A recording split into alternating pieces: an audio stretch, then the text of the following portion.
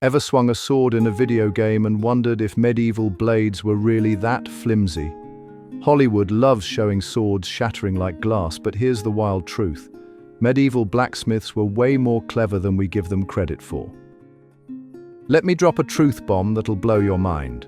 Medieval swords were actually engineering masterpieces.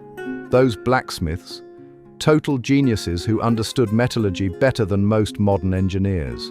They created swords with a perfect mix of hardness and flexibility, hard enough to keep a sharp edge, but springy enough to absorb impact without breaking. Think of it like a premium smartphone screen, tough as nails but with just enough give to survive a drop. When you see a sword shatter in movies, that's about as realistic as those explosion scenes where people outrun fireballs. Real medieval swords could take a beating and keep on slicing. Some of these bad boys have survived centuries and still maintain their original shape. That's not luck, that's pure medieval engineering brilliance. Here's something that'll make your jaw drop. Medieval blacksmiths turned literal dirt into steel. They'd gather iron ore, basically fancy rocks with iron mixed in, and build these massive furnaces that could hit temperatures over 2000 degrees Celsius.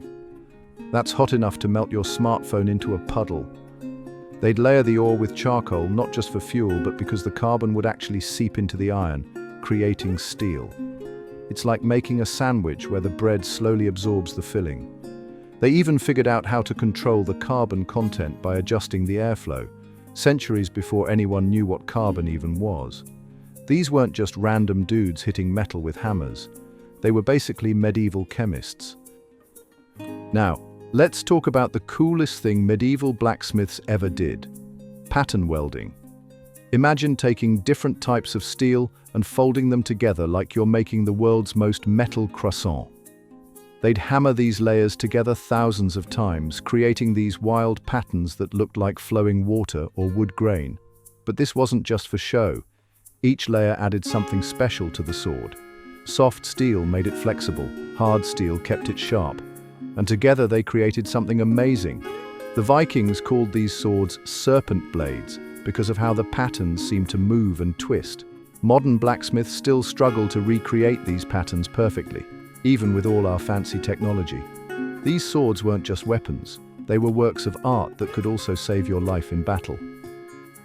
Let's zoom in on Toledo, Spain, the Silicon Valley of medieval sword making.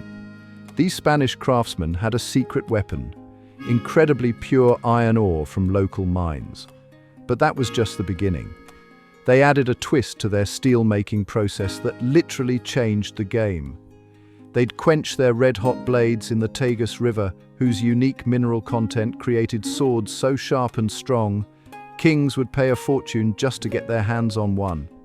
Warriors from all over Europe would brag about owning a Toledo blade. It was like having the latest iPhone, but way more deadly. The crazy part: these swords were so good that even after centuries of warfare, rust, and time, archaeologists still find Toledo blades that could probably cut through modern steel. That's some serious medieval flex right there. Let's bust a wild myth that's been floating around forever: the idea that medieval blacksmiths dunked their swords in blood or the bodies of prisoners to make them stronger. Spoiler alert, total nonsense. The truth is way cooler and less gross. Blacksmiths actually use plain old water, oil, or brine for quenching. These liquids cooled the steel at just the right speed to create the perfect crystal structure in the metal. Blood would have been terrible for this. It's full of proteins that would mess up the steel's surface and probably make your workshop smell like a zombie apocalypse. Plus, it would have been super expensive and impractical. Medieval blacksmiths were smart craftsmen, not movie villains. Here's the real kicker about broken medieval swords. It wasn't the steel that was the problem. It was how knights used them. These guys would sometimes treat their swords like they were indestructible, smashing them against plate armor or stone walls. It's like taking a Ferrari off-roading. Sure, it's tough, but that's not what it's built for. Medieval swords were actually designed for precise cuts and thrusts against flesh and lighter armor. When knights started wearing full plate armor in the 1400s, sword design had to change completely. blacksmiths began making thinner, pointier swords that could slip between armor plates. The old swords didn't fail because they were badly made. They failed because warfare changed faster than sword technology could keep up. Ready for the biggest mystery in sword-making history? Damascus steel was the stuff of legends. Blades so sharp they could slice through falling silk, so tough they could cut through other swords. These weren't just regular swords with fancy patterns. The steel had carbon nanotubes and wire-like structures that scientists only discovered in the last few decades. The wild part? We still can't perfectly recreate it today. The original recipe died with the craftsman who made it. Modern scientists have found traces of elements like vanadium and molybdenum in ancient Damascus blades. Ingredients the medieval smiths didn't even know existed. They stumbled onto nanotechnology centuries before we invented microscopes. Let's talk about Hollywood's biggest sword sins. And trust me, there are plenty.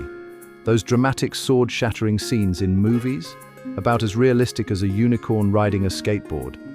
Real medieval swords were basically the tanks of personal weapons. They bent, they flexed, but they rarely broke. And that loud shing sound when someone draws a sword? Pure Hollywood magic. A real sword in a leather scabbard sounds about as dramatic as sliding a butter knife out of a drawer. Oh, and those massive 50-pound swords movie heroes swing around like baseball bats. A real medieval sword typically weighed 2 to 4 pounds. Any heavier, and you'd be too tired to fight after 2 swings. Want to know what a medieval sword would cost you? Brace yourself. We're talking about the price of a luxury car in today's money. A high-quality sword could cost a knight several months' wages, around 3 to 6 pounds of silver. That's like dropping $30,000 on a blade today. But here's the kicker. You weren't just buying a weapon. You were investing in a life-saving tool that might get passed down through generations. Blacksmiths would spend weeks perfecting each blade, and the really good ones had waiting lists longer than a new iPhone release. Some swords were so valuable, they'd be specifically mentioned in wills, right up there with land and houses. Talk about a serious investment.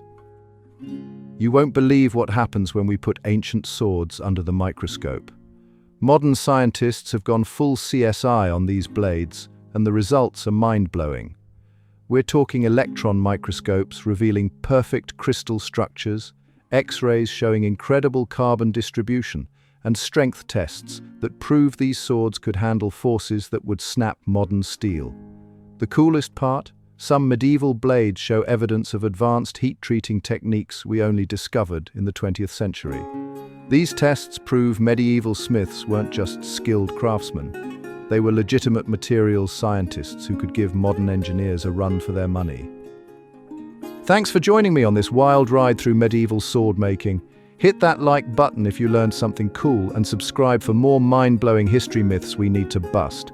Share this with your sword-loving friends. They'll thank you later.